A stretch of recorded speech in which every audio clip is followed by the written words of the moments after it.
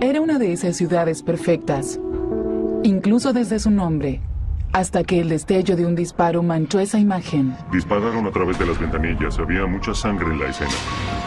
Un asesinato a sangre fría en el estacionamiento de un templo puso al descubierto el costado oscuro de esa ciudad. Nada tenía sentido, ni la víctima. Era una mujer maravillosa. Podía cambiar el humor de quienes estaban a su lado. Ni el asesino. Era muy brillante y expresiva. Fue algo sorprendente. Entonces, los investigadores se enfocaron en otro sospechoso, un burócrata con ansias de poder. Lo describían acertadamente como un vicioso aspirante a gángster. Un hombre en medio de un escabroso triángulo amoroso. Era extremadamente manipulador y muy dañino. Valle Tranquilo nunca vio algo parecido. Adulterio, homicidio, corrupción política y encuentros sexuales en una oficina pública. Una historia de secretos, mentiras y una violencia inexplicable. El mundo ya no existía, se derrumbó por completo.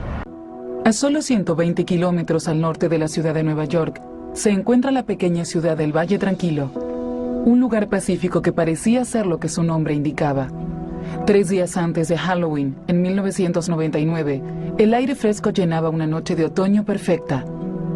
Susan Fassett, de 48 años, terminó su práctica con el coro del templo a las 8:45 esa noche y estaba a punto de volver a su casa. Cuando encendió el motor de su camioneta, un individuo desconocido le disparó 6 balazos y se alejó. El Departamento de Policía de Nueva York fue el primero en llegar a la escena. Dispararon a través de las ventanillas. Las balas atravesaron el auto. Había mucha sangre en la escena.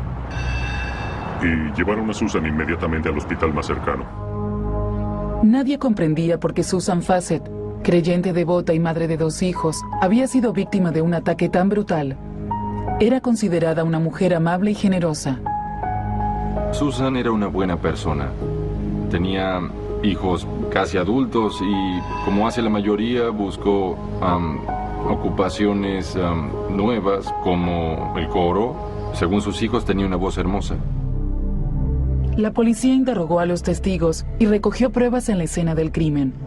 El cuerpo de Susan recibió 6 balas y la 7ª quedó alojada en la puerta del vehículo. Tenía todas las características de un crimen pasional por el hecho de que fue algo explícito. No hubo intentos de encubrirlo, de llevar a la víctima a un lugar apartado. Fue un acto muy violento, muy rápido y a cielo abierto. Un testigo dijo que había visto escapar un auto de la escena.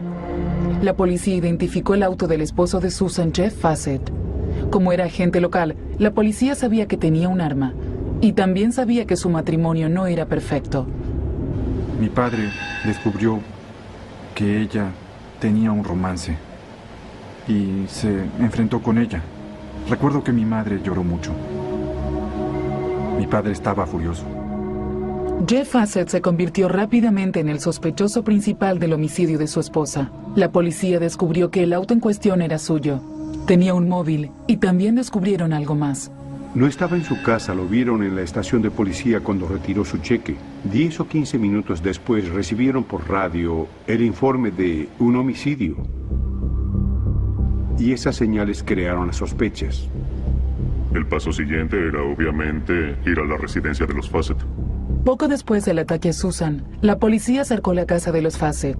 Jason Fassett estaba dentro con su padre y su hermano. Dijo que ninguno sabía que le habían disparado a su madre. Vi que había 2 autos de policía no identificados al otro lado de la calle. Mi padre fue policía, así que yo sabía identificar autos de policía encubiertos. Miré dentro de los autos y vi 4 oficiales. Reconocí a algunos de ellos y ellos me reconocieron. Recuerdo que miré especialmente en el rostro de uno de ellos y vi que abría mucho los ojos y la boca. Miró al oficial que estaba a su lado y me miró. Y otra vez miró al oficial y luego a mí. Y me di cuenta de que algo malo pasaba. Jason avisó a su padre sobre los autos no identificados. Y de inmediato Jeff Fassett llamó a la estación de policía para averiguar qué pasaba. Hubo algo de confusión y algunas dudas y luego le colgaron. Y eso no era normal. Volvió a llamar. Y contestó otra persona, que volvió a responderle con rodeos y luego le cortó. Entonces mi padre, que era policía y tenía un sexto sentido, supo que algo andaba mal. Supo de inmediato que algo sucedía. Recuerdo que nos miró a mí y a mi hermano y que nos dijo casi sin aliento: espero que su madre esté bien. Jason supuso que su madre estaba aún en el templo y llamó para hablar con ella. Cuando contestaron me dijeron: oh, espera, Jason. Me comunicaron con alguien y dije: ¿qué sucede? ¿Dónde está mi madre? Quiero hablar con mi madre. Y ese hombre me dijo que le habían disparado. Para Jason, ese momento quedó congelado en su mente de por vida. Escuchar que le habían disparado a mi madre fue una de las cosas más extrañas que escuché en toda mi vida. El mundo se detuvo. El tiempo se detuvo. Todo a mi alrededor se volvió muy quieto y extrañamente silencioso.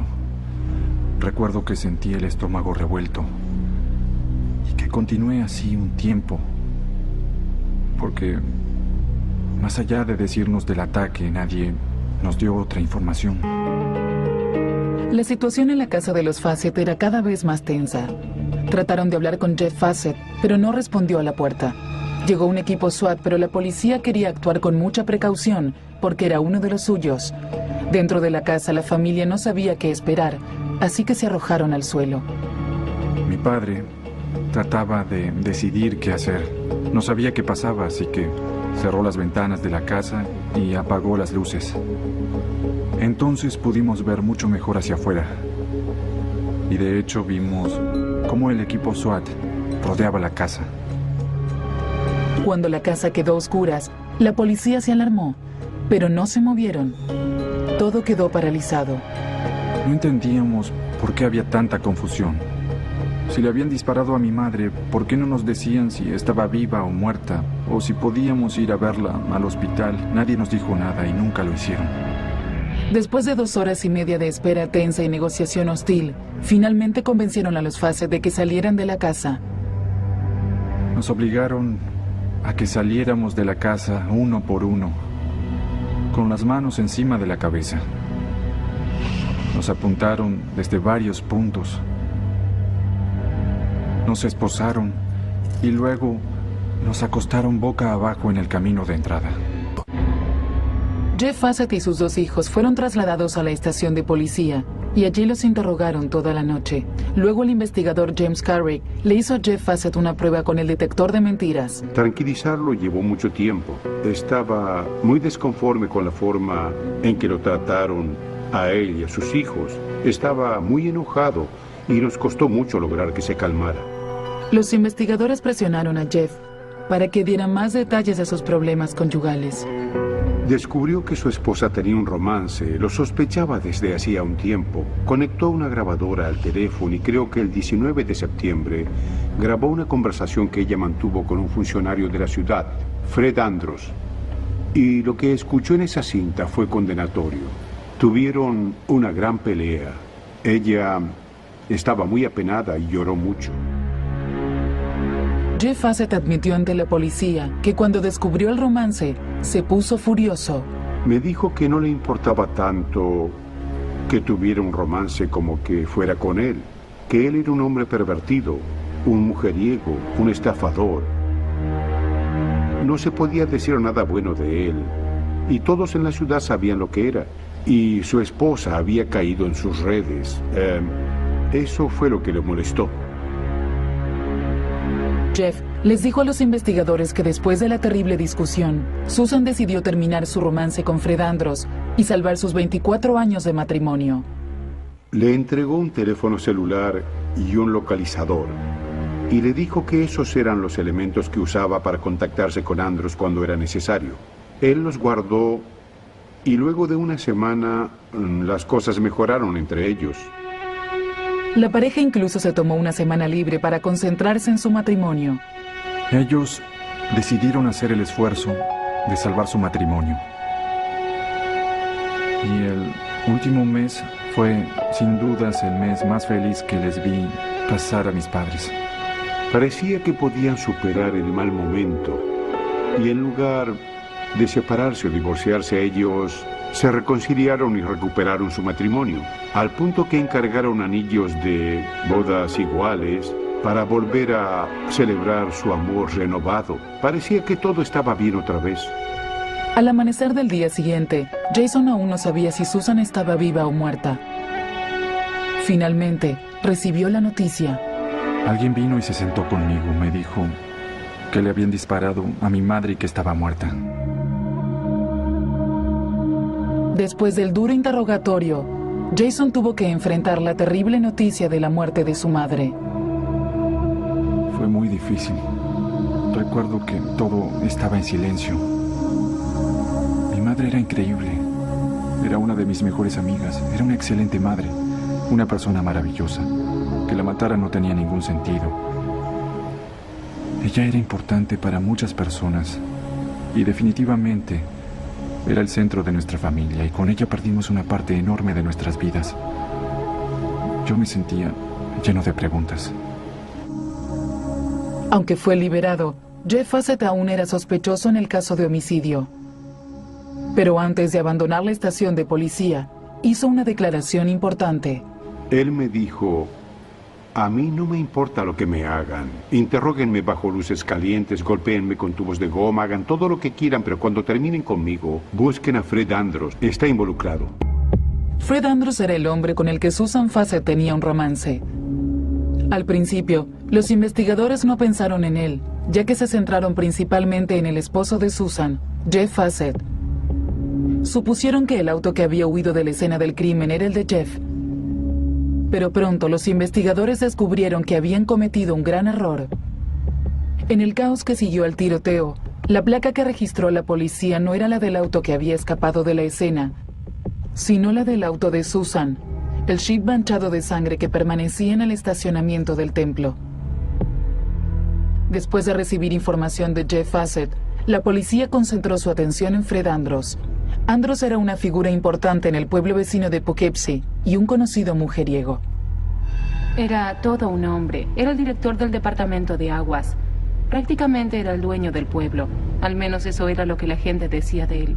Corrían rumores sobre que si querías que se hiciera algo, debías recurrir a Fred Andros para lograrlo. El señor Andros era muy conocido por ser una persona con cierto poder, como así también influencia sobre ese pueblo tan pequeño. Mi misión era averiguar todo lo posible de Fred Andros.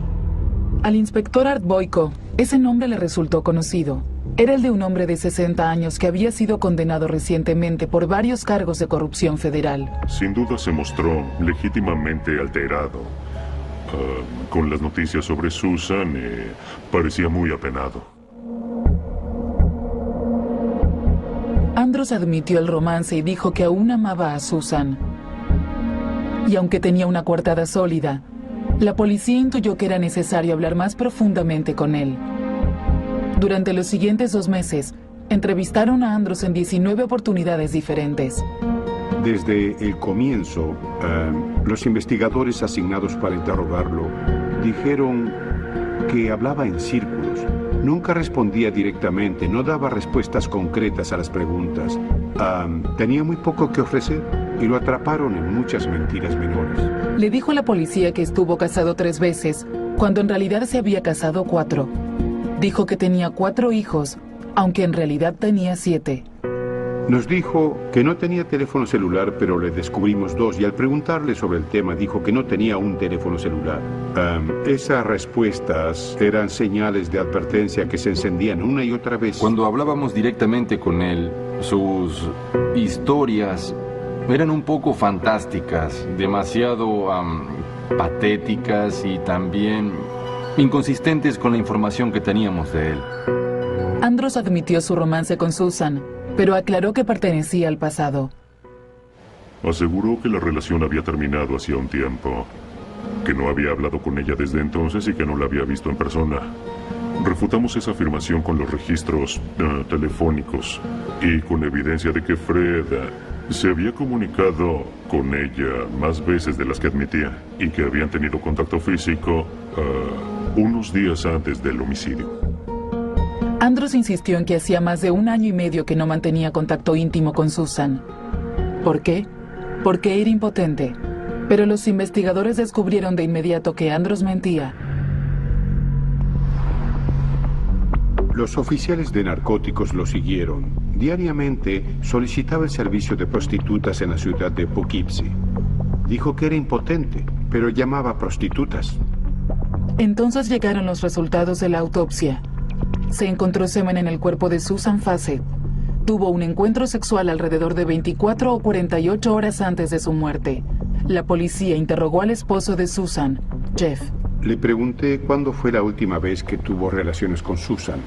Susan murió la noche del jueves y él dijo que tuvieron relaciones el sábado o el domingo. Eso lo dejaba fuera de sospecha, pero para eliminarlo era necesario tomar una muestra de sangre. Jeff Fassett comprendió inmediatamente lo que sucedía. Fue policía durante más de 20 años, sabía por qué se lo pedíamos, sabía lo que iba a pasar. Y pude ver que quedó devastado por esto. Creyó que su esposa estaba enamorada de él de nuevo. Fue horrible ver la expresión de su rostro. Las pruebas de ADN demostraron que el semen no era de Jeff.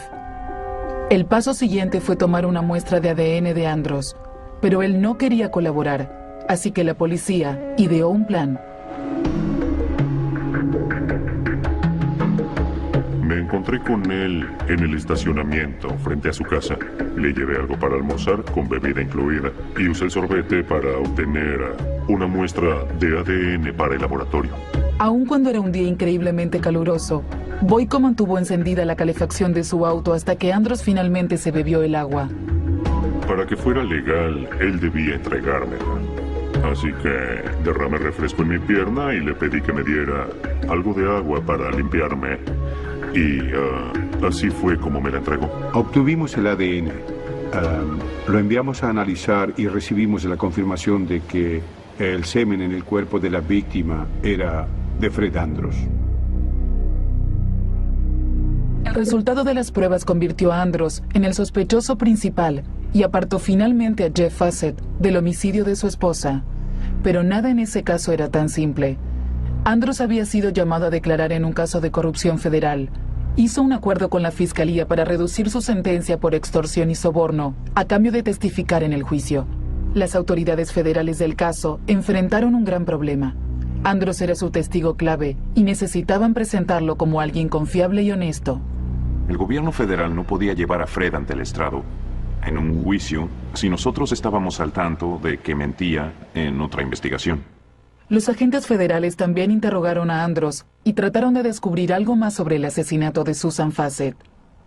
Durante esa entrevista, Fred no fue para nada sincero y después de un par de horas se quebró y admitió que había tenido sexo con ella 3 días antes de su muerte.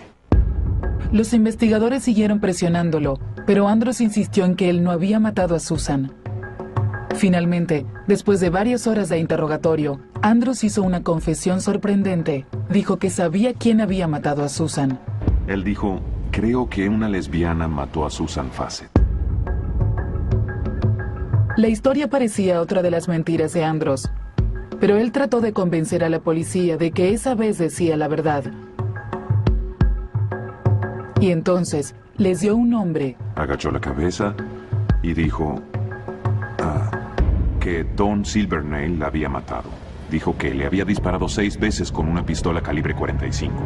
Contactamos a Art Boyko del departamento de policía. Obviamente no conocía a Don Silvernail hasta ese momento, pero creyó que no mentía con respecto a los disparos y al calibre del arma.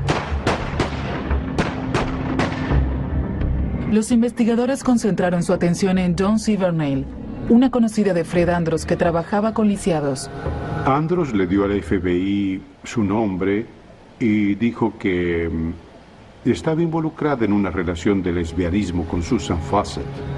Declaró que cuando Susan rompió con ella se puso furiosa y que le disparó con una pistola calibre 45. El 23 de diciembre, James Carrick llegó a la casa de Silvernail con una orden de registro.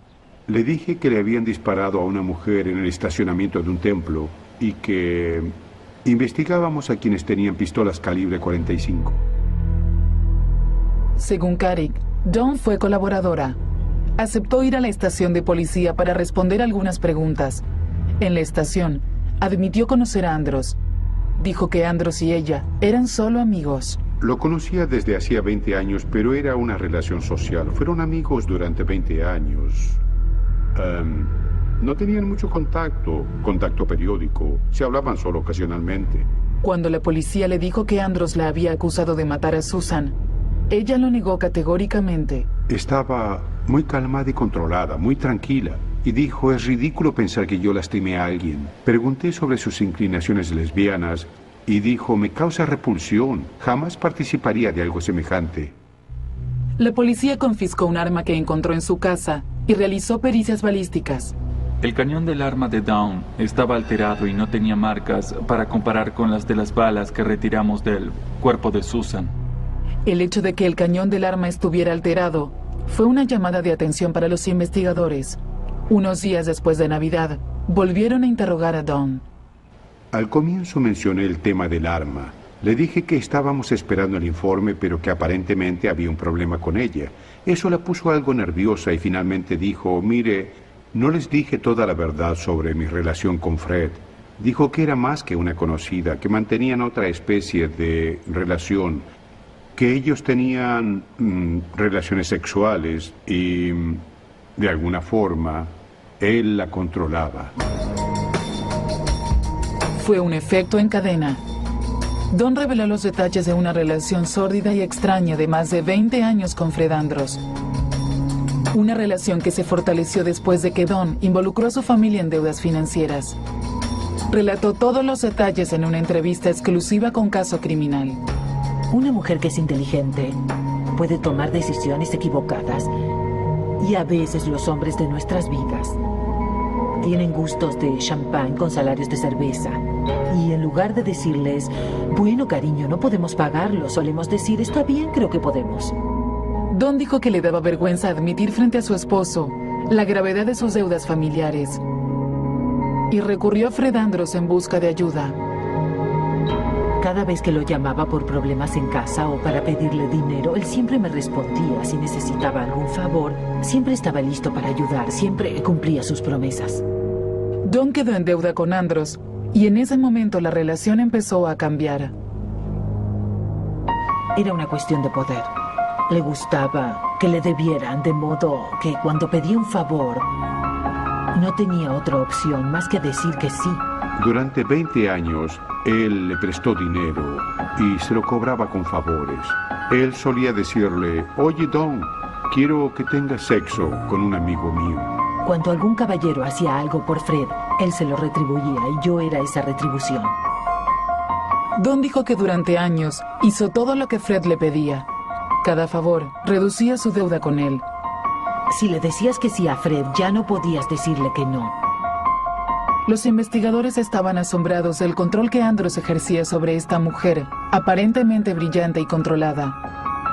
Confesó, no les dije la verdad sobre el lesbianismo. Una vez me llamó y me dijo que tenía una amiga que fantaseaba con tener un romance sexual con otra mujer y me preguntó si yo estaba interesada.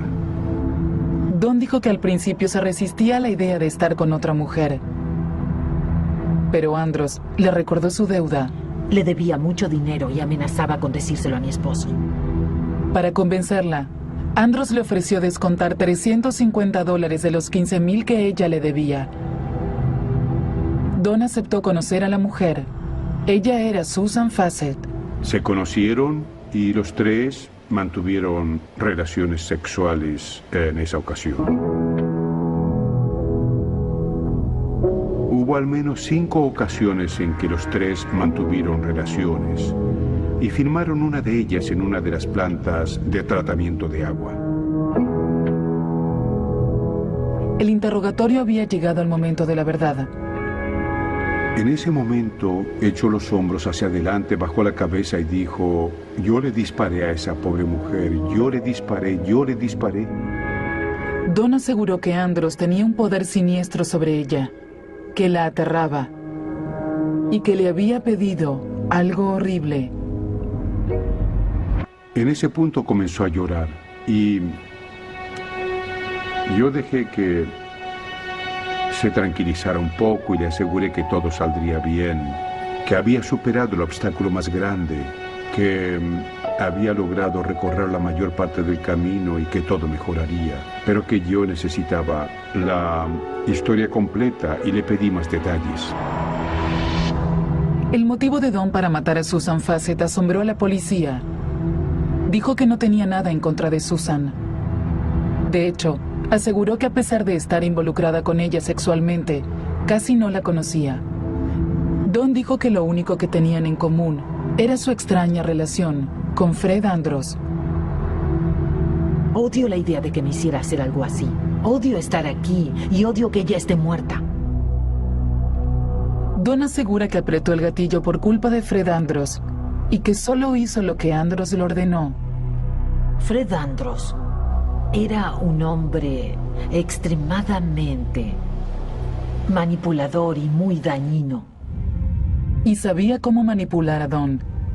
Andros le ofreció saldar toda la deuda si mataba a Susan. Era más una orden que un pedido, y casi de inmediato comenzó a presionarla y amenazarla. Contrató a alguien para seguir a mi familia y para tomar fotografías. Me preguntó si no sería terrible que una noche mi hijo apareciera muerto en el muelle de carga de la fábrica, en la que trabajaba sin ningún testigo, con el ruido de las máquinas. Nadie escucharía nada. Era algo que tenía planeado hacer. Cuando hizo esa amenaza, una amenaza real y concreta, empecé a temerle. A tenerle miedo a Fred Andros. Don creyó en sus amenazas porque Andros tenía fama de ser un tipo rudo. Se jactaba de tener contactos con la mafia. Entonces ella aceptó matar a Susan. Cuando amenazó con matar a mi hijo, si no mataba a esa mujer, lo dijo en serio. Sabía que esa era una de las cosas que Fred era capaz. Don confesó que había hablado con Andros varias veces para planear el asesinato y que habían recorrido algunas locaciones posibles. Me dijo a qué lugares iba Susan durante las noches de la semana que no estaba en casa. Uno de ellos era el centro comunitario judío en el que había un templo. Me dio la hora aproximada en la que estaría ahí. Un día fui a verlo a su casa y me llevó a esos lugares para que supiera dónde estaban. Don empezó entonces a acechar a Susan para decidir cuál era el lugar y la hora exacta para matarla. Incluso estuvo en la casa de los Fassett. Su intención era matar a Susan en ese momento. Incluso pensó que podía hacer que pareciera un suicidio. Pensaba solo en las palabras de Fred. Es ella o él. La noche del 28 de octubre, Don condujo hasta el estacionamiento del templo y vio el auto de Susan. Me quedé en el auto y esperé que Susan saliera del templo. Finalmente salió. Yo estaba junto a su jeep. Estaba ahí con el arma en la falda. Ella subió al jeep. Cerró la puerta. Encendió el vehículo y cuando se volteó para abrochar el cinturón, di la vuelta, le apunté y le disparé 2 veces. Después hice otros 4 disparos. Arrojé el arma en el asiento, salté el asiento del conductor y huí como una cobarde. Era solo cuestión de tiempo hasta que me encontraran. No pude escapar de esto, aunque Fred dijera que sí. 2 meses más tarde, la policía la encontró. Don confesó el asesinato de Susan y fue arrestada por homicidio el 28 de diciembre. We have arrested Dawn Silvernail, age 50, of Earlton, New York. She has been charged with murder in the 2nd degree. Cuando todo salió a la luz y ella admitió el hecho, estaba seguro de que no lamentaba el asesinato. Los problemas morales de Don no preocupaban demasiado a la policía. Ellos necesitaban hechos concretos para construir un caso contra Fred Andros. Y eso es exactamente lo que Don les dio. Les dijo que Fred Andros había ordenado el crimen. La policía emitió una orden de registro y se dirigió a la casa de Andros. No contestaba ni la puerta ni el teléfono. Eventualmente su hijo adolescente se asomó a la puerta. Dijo: mi padre no está aquí. Y yo le respondí: debemos entrar, tenemos una orden de registro. A medida que los investigadores revisaban la casa, tenían más sospechas. Encontraron su cartera, su localizador y sus anteojos. Pero ¿dónde estaba Andros? Empecé a llamar a Fred. Decía, Fred, soy Art Boyko, quiero hablar contigo, ¿estás aquí? Pero no respondió. Los investigadores se detuvieron al llegar al ático. La puerta estaba abierta, solo un poco. Abrí la puerta y ya era de mañana y brillaba el sol. Tuve un presentimiento extraño. Vi que el polvo se movía y supe que había alguien al final de la escalera. No quedaba ninguna persona en la casa excepto Fred. Lo llamé durante un par de minutos. Volví a decir quién era y por qué estaba ahí. Pero no recibí respuesta. Sabía que era Fred, así que decidí subir las escaleras. Dije en voz alta, Fred, estoy subiendo. Estaba casi arriba cuando... entonces escuché un disparo.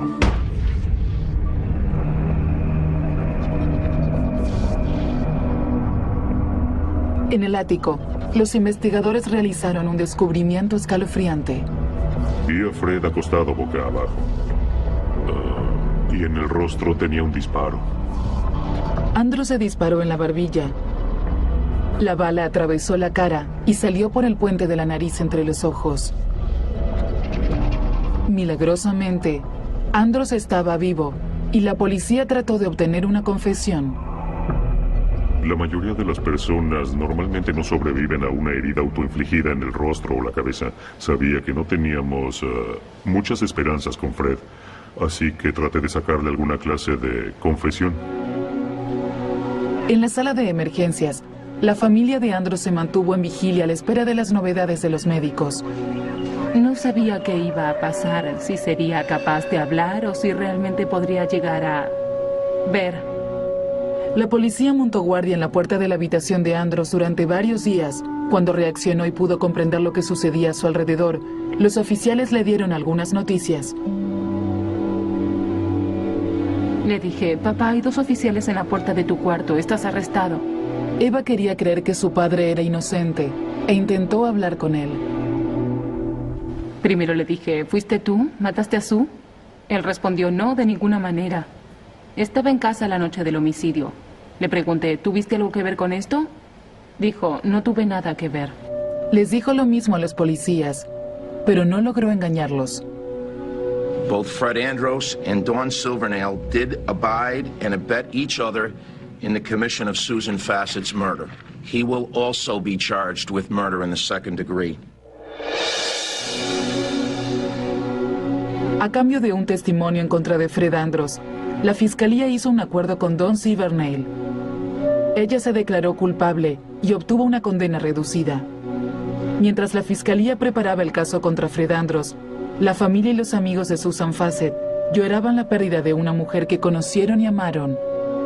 Ella hacía felices a las personas, era una mujer maravillosa. Podía cambiar el humor de quienes estaban a su lado.